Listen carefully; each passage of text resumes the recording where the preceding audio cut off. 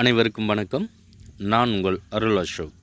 இன்றைக்கி +2 ஃபிசிக்ஸில் magnetism and magnetic effects of electric current அப்படிங்கிற சாப்டரில் torque on a current loop பற்றி பார்க்க போகிறோம். இப்போ டார்க் ஆன கரண்ட் லூப் அப்படின்னு சொன்னோம் அப்படின்னா அதாவது ஒரு யூனிஃபார்ம் மேக்னெட்டிக் ஃபீல்டுக்குள்ளே ஒரு ரெக்டாங்குலர் லூப்பை ப்ளேஸ் பண்ணோம் அப்படின்னா அது டார்க்கை எக்ஸ்பீரியன்ஸ் பண்ணும் அப்படிங்கிற பிரின்சிபல் படி என்ன பண்ணுது, மோட்டார்ஸ் எல்லாம் ஒர்க்கிங் கண்டிஷனில் ஒர்க் ஆகுது. சரிங்களா? ரைட். சேம் அதே கான்செப்ட் தான் இன்றைக்கி பார்க்க போகிறோம். அப்போ torque on a current loop placed in a magnetic field. இப்போ இந்த டயக்ராமில் பார்த்திங்க அப்படின்னா ஒரு சாதாரண சிம்பிள் மோட்டார் மாதிரி கன்சிடர் பண்ணியிருக்கேன்.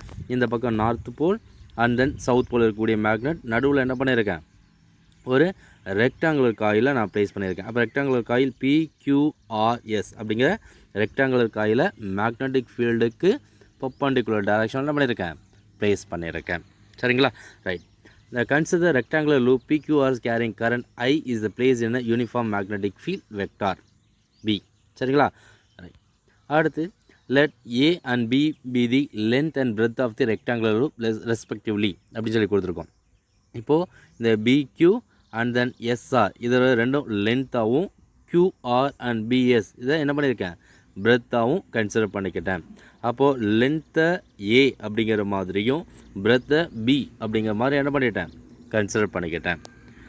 த unit vector N cap normal to the plane of the loop makes an angle theta with the magnetic field. So N ஃபிகர்னு சொல்லி கொடுத்துருக்கோம். அப்போ அந்த ஃபிகரில் என்ன பண்ணியிருக்கேன் அப்படின்னா நார்மல் வெக்டார், அந்த ஆக்சிஸை தான் என்ன பண்ணியிருக்கேன், நார்மல் வெக்டார் N கேப் அப்படிங்கிற மாதிரியும், அப்போ இது அது ரெக்டாங்கிள் ரொட்டேட் ஆகும்போது அது ஆகக்கூடிய இன்க்ளைன்ட் ஆங்கிள் எவ்வளோ சொல்லி கொடுத்துருக்கேன், தீட்டா அப்படிங்கிறதையும் மார்க் பண்ணிட்டேன். அப்போ இதை வச்சு தான் நம்ம என்ன பண்ண போகிறோம், இந்த யூனிஃபார்ம் மேக்னெட்டிக் ஃபீல்டு அப்ளை பண்ணும்போது இந்த ரெக்டாங்குலர் லூப் என்ன பண்ணோம், டார்க்குக்கு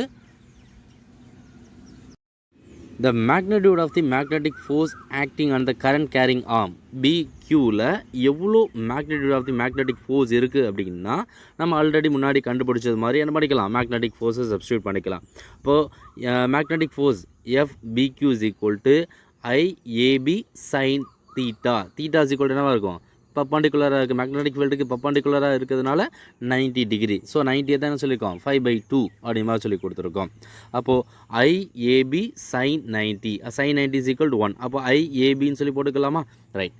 The directions of the force is found using right hand corkscrew rule and its direction is upwards. அப்போது என்ன சொல்லியிருக்கேன்னா, அப்போ இந்த கரண்ட்டோட டைரக்ஷன்ஸ் அப்படின்னு சொல்லி பார்க்கணும், அதாவது ஃபோர்ஸோட டைரக்ஷன்ஸ் அப்படின்னு சொல்லி பார்த்தீங்க அப்படின்னா ரைட் ஹேண்ட் கார்க் ரூல்ஸை வச்சு என்ன பண்ணிக்கலாம், அதோட டைரக்ஷன் சொல்லிக்கலாம். அப்போ அந்த டைரக்ஷன் பார்த்திங்க அப்படின்னா எந்த டைரக்ஷனில் இருக்குது, நமக்கு அப்வர்ட் டைரக்ஷனில் இருக்குது. புரிஞ்சதுங்களா? ரைட். இப்போ இது the magnitude of the force on arm QR, இந்த QRன்னு சொல்லி எடுத்துட்டோம் அப்படின்னா அப்போ இந்த ஆர்மில் நடக்கக்கூடிய ஃபோர்ஸஸ் எவ்வளோன்னு சொல்லி பார்த்தீங்கன்னா FQR I இதனை பிரெத்து தானே கொடுத்துருக்கோம். அப்போ IBB sin தீட்டா, தீட்டாவுக்கு பதிலாக சொல்லி கொடுத்துருக்கோம். அப்போது தீட்டா டிகிரி என்ன பண்ணியிருக்கு, சாஞ்சிருக்கு. ஸோ இன்க்ளைண்ட் ஆனதுனால என்ன சொல்லியிருக்கேன், 90 மைனஸ் தீட்டான்னு சொல்லி போட்டுக்கலாங்க. அப்போ 90 minus theta is equal to cos theta. புரிஞ்சுதுங்களா? அப்போ FQR is equal to IBB sin 90 minus theta. அப்போ sin 90 minus theta is equal to cos தீட்டான்னு சொல்லி படிச்சிருக்கோம். ஸோ அது எப்படி எழுதிக்கலாம், IBB காஸ் தீட்டா அப்படி மாதிரி சொல்லிக்கலாம். அப்போது இதில் ஆக்ட் ஆகக்கூடிய, அதாவது QR அப்படிங்கிற ஆர்மில் ஆக்ட் ஆகக்கூடிய மேக்னெட்டிக் ஃபோர்ஸ் எவ்வளோ சொல்லி கொடுத்துருக்கோம், IBB காஸ் தீட்டா. ரைட். இப்போ அதே மாதிரி இப்போ அந்த PQக்கு அப்படியே ஆப்போசிட்டில் ஈக்குவல் லென்த்து தானே கொடுத்துருக்கோம் RS. ஆனால் ஃபோர்ஸ் என்னவாக இருக்கும், இது கரண்ட் இந்த டைரக்ஷனில் இருந்துச்சு அப்படின்னா இங்கே கரண்ட் என்ன பண்ணோம், அப்வர்ட் டைரக்ஷனில் போகும். ஸோ டைரக்ஷன்ஸ் மட்டும்தான் மாறுதே தவிர மேக்னெட்டியூட் ஆனது சேம். இங்கே பார்க்கலாம். The magnitude of the force on arm RS FRS is equal to IAB sin π/2 அப்படின்னு சொல்லி போட்டுக்கலாம். ஸோ IAB அப்போ sin 90 is equal to 1. அப்போது equal to FRS is equal to IAB அப்படிங்கிற கொடுத்துக்கலாம்.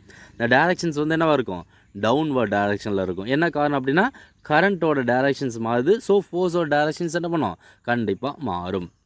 அடுத்து பார்த்தீங்கன்னா இன்னொரு ஆர்ம் என்ன இருக்குது, PS அப்படிங்கிற arm. The magnitude of the force acting on the arm SP அப்போ FSB is equal to IBB sin 90 plus theta. ஏன்னா இங்கே பார்த்தீங்க அப்படின்னா ஆங்கிள் இங்கே இருக்கும்.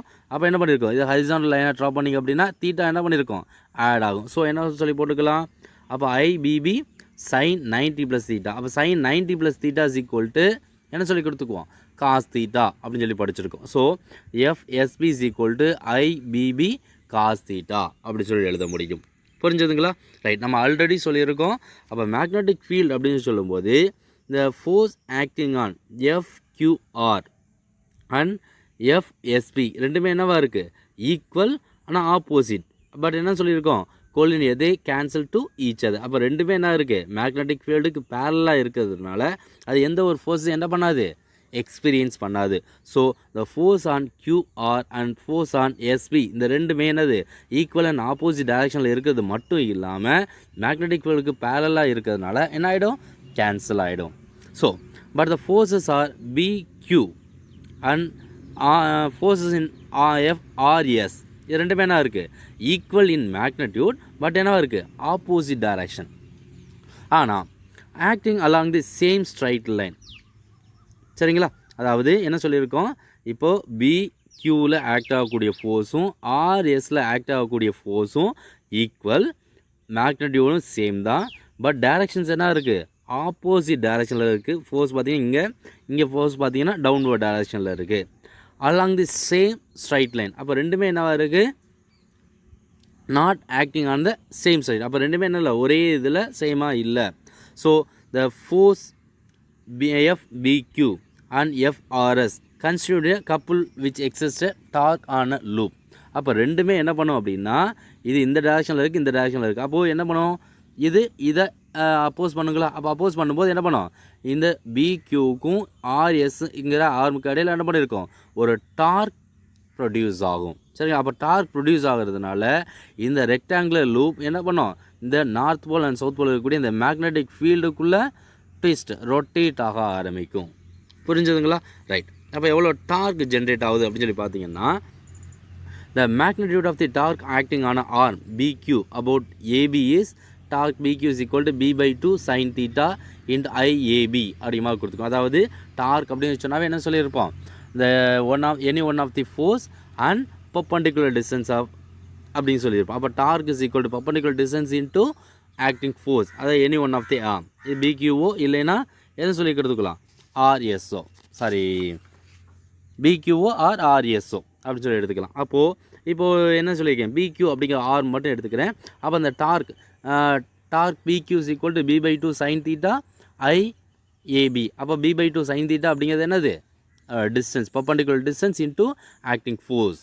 சரிங்களா? அப்போ ரெண்டையும் மல்டிபிள் பண்ணோம் அப்படின்னா பிக்யூ அப்படிங்கிற இதில் எவ்வளோ டார்க்ஸ் இருக்குது அப்படின்னு சொல்லி கண்டுபிடிச்சிக்கலாம். The magnitude of torque acting on arm RS about same அதே தான்.